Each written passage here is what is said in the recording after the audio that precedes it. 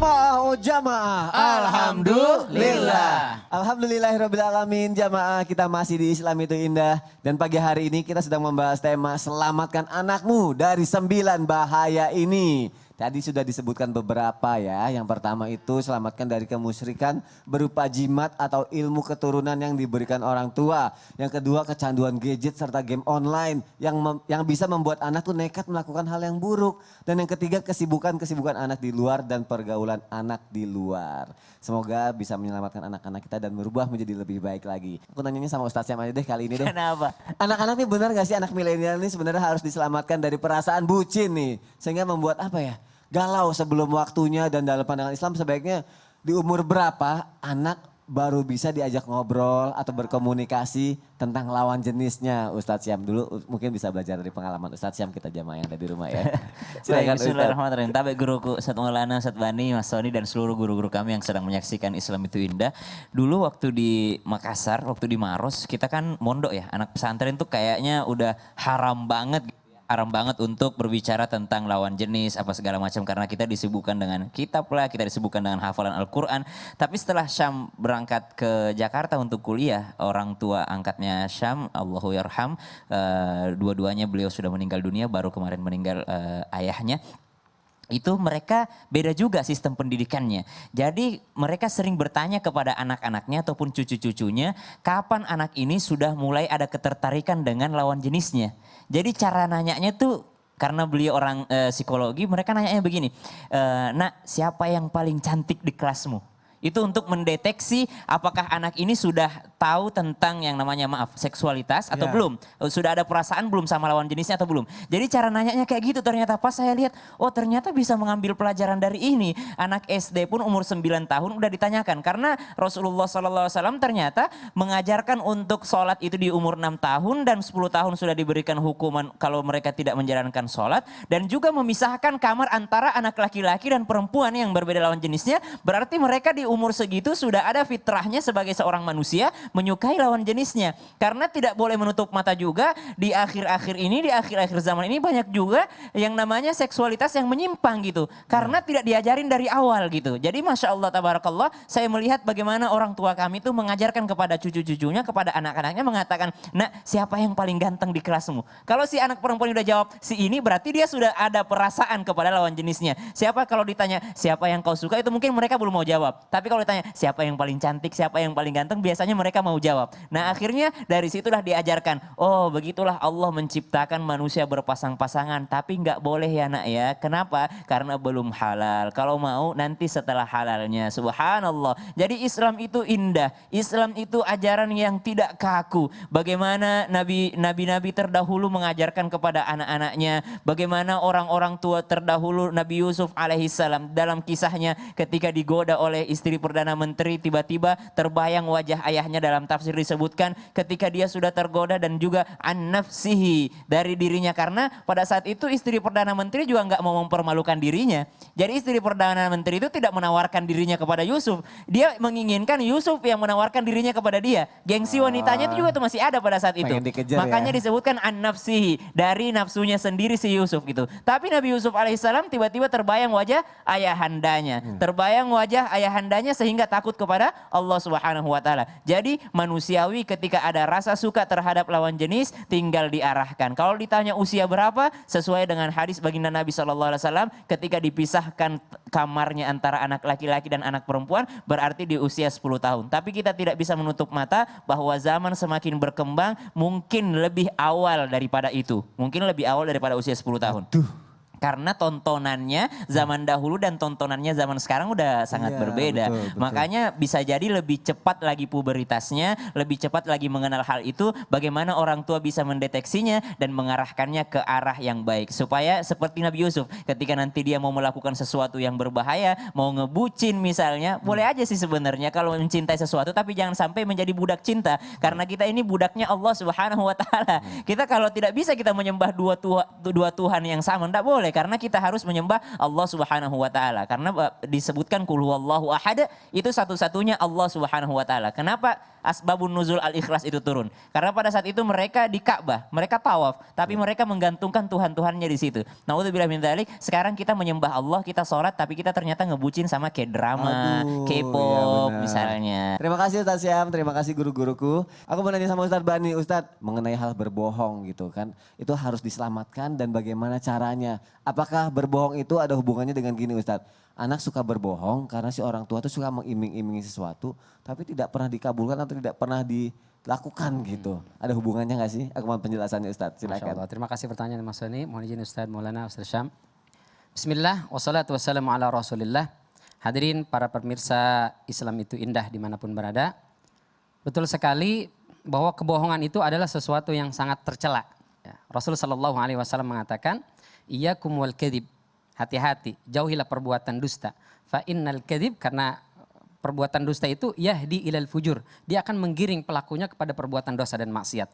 Wa innal fujur yahdi ilan nar. Perbuatan dosa dan maksiat lama-lama akan menggiring kepada neraka. Nauzubillah min dzalik. Gara-gara satu bohong, dia butuh sekian banyak kebohongan lain untuk menutupi satu kebohongan ini. Sehingga itu yang akan menyeret dia ke dalam nerakanya Allah Subhanahu wa taala.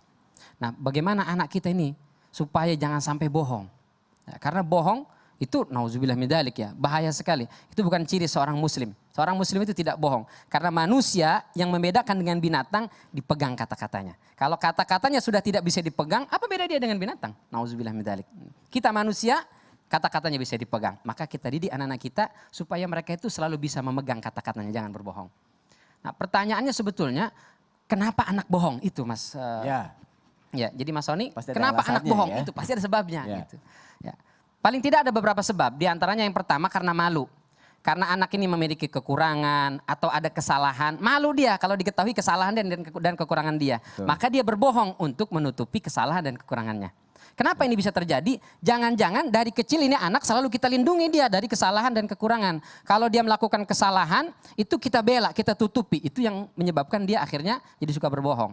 Jatuh, kepleset, yang kita salahin tanah. Kesandung bangku yang kita salahin. Jadi anak itu tidak berani mengakui kesalahan dan kelemahannya. Akibatnya dia selalu menutupi kekurangannya itu dengan bohong. Maka kita didik anak-anak kita itu untuk berani mengakui kesalahan dan kekurangan dan kita motivasi dia untuk bisa menyelesaikan kekurangan kesalahannya. Itu pertama. Baik. Yang kedua, kenapa anak berbohong? Jangan-jangan dia takut dihakimi. Ya. Kenapa kamu berbohong? Habis kalau saya jujur saya akan dibentak-bentak, dimarahin, saya bahkan mungkin diusir. Nauzubillah min dzalik. Maka kita sebagai orang tua jangan menghakimi anak. Ya. Salah, tegur, tapi jangan sampai menghakimi. Jangan sampai anak itu dibuat terpojok betul-betul. Jadi anak itu kalau belum ciut benar-benar dia salah itu salah banget, kita belum berhenti memarahi. Nah, itu nggak boleh. Tegur, nasihati. Rasul Shallallahu Alaihi Wasallam dulu, masya Allah, pendidik yang sangat ideal. Lihat anak-anak yang di rumah Rasul Shallallahu Alaihi Wasallam kalau melakukan kesalahan, Rasul tegur dengan cara yang bijaksana. Umar bin Abi Salamah ketika dia makan bersama Rasulullah, namanya anak-anak, kadang-kadang di sini teri, kerupuk, ikan dagingnya di sana, dia comot aja ke sana gitu kan. Rasul Shallallahu Alaihi Wasallam memarahinya bukan kamu jangan begitu dong makan, bukan. Tapi katanya ya gulam samillah. Nah, kalau makan baca bismillah. Yang kedua kul biyaminik, makan pakai tangan kanan. Yang ketiga kul mayalik, makan yang dekat dulu. Padahal yang ketiga mestinya yang ditegur duluan, tapi Rasul mengawali dengan bismillah, makan pakai tangan kanan baru ke sini. Sehingga anak itu merasa tidak dihakimi. Subhanallah. Yang ketiga, kenapa anak berbohong? Jangan-jangan karena dia niru orang tuanya. Waduh. Kenapa anak berbohong? Papa juga sering bohong, mama juga sering bohong. Nah biasanya kebohongan orang tua itu dimulai, anak ini nakal, anak ini nangis. Kita bilang, tenang, besok kita jalan-jalan. Nah orang tua terlalu mudah memberikan janji. Anak ini nagih maksudnya ya, Ustaz ya. Nagih dia, sampai kapan mau dikejar. Ya? Bener, dan ditungguin bagaimana respon kita. Begitu besok, mana katanya mau jalan-jalan. Oh iya ini apa mau Besok ini. aja deh lagi gitu betul. ya. Jadi kelihayan orang tua mencari berbagai macam dalih dan alasan itu yang akan ditiru oleh anak kita. Gawat Maka bohong jangan dilakukan oleh orang tua, baik di depan anak ataupun di belakang anak. Ini banyak nasihat, jangan bohong depan anak. Kalau di belakang bohong dong, itu juga nggak boleh ya. Di depan atau di belakang anak tetap tidak boleh berbohong. Oke. Ya, jadi anak meniru orang tuanya. Kalau orang tuanya selalu membiasakan hidup jujur, insya Allah anak kita pun tumbuh besar menjadi anak-anak yang jujur insya Allah. Maka keteladanan kalau kata Ustadz Maulana itu sangat penting. Betul, mendidik anak itu adalah mencetak manusia, bukan benda, bukan alat yang bisa kita ubah sana sini semau kita. Anak ini punya karakter yang berbeda, punya emosi yang labil dan seterusnya, maka dibutuhkan kesabaran yang begitu luar biasa.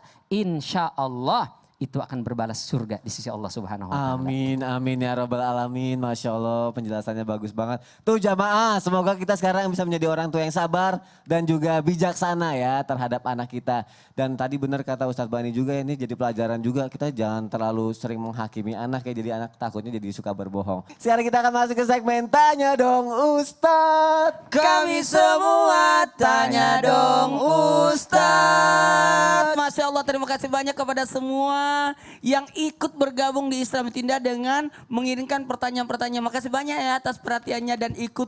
Aduh, akan dibacakan deh. Insya Allah langsung dari Instagram Islam Itu Indah. Ya, bismillahirrahmanirrahim. Assalamualaikum. Saya sedih Waalaikumsalam banget. Ibu bapak saya lebih percaya pada orang lain daripada saya. Jadi beberapa minggu lalu mereka katanya ke orang pintar nih untuk konsultasi usaha mereka. Karena katanya selalu gagal.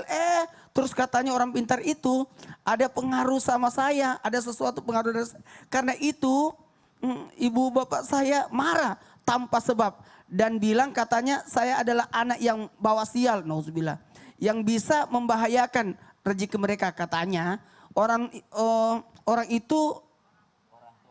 tua saya dibilang orang pintar, mereka datang. Sampai sekarang ibu bapak saya jadi cuek sama saya. Ketika berada di rumah maksudnya nih. Seperti di rumah orang tua ngerasa asing deh Ustadz. Jadi gimana nih kepedulian orang tua saya tidak peduli lagi. Bagaimana ya bikin ayah saya sadar bahwa yang dilakukan itu musyrik dan mengembalikan kepada mereka. Oh ada tulisan itu besar banget. Bismillahirrahmanirrahim. Alhamdulillah wassalatu wassalamu ala rasulillah. Inilah curahan hati seorang anak yang sangat sayang dan peduli terhadap kedua orang tuanya.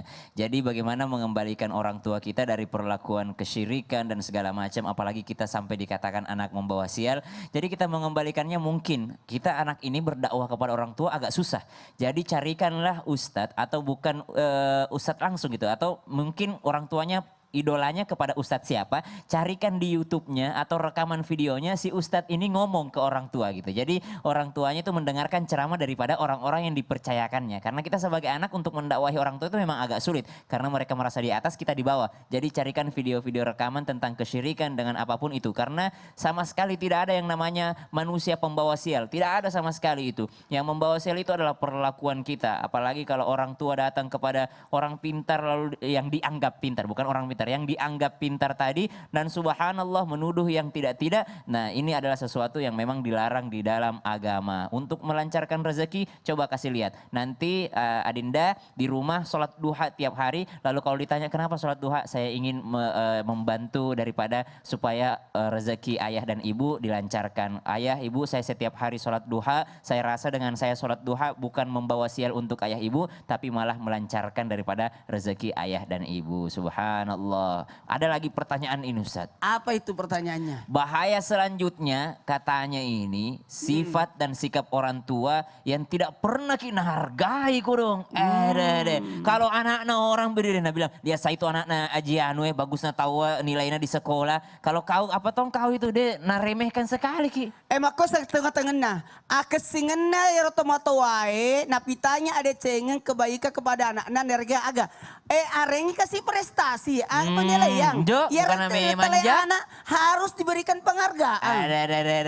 Kesipa. Madece paka akan melakukan tuh. Jadi irola na setengah madece tahu ko lakukan jadi ulang ini pada cengi. Daripada mapakor batu tuh.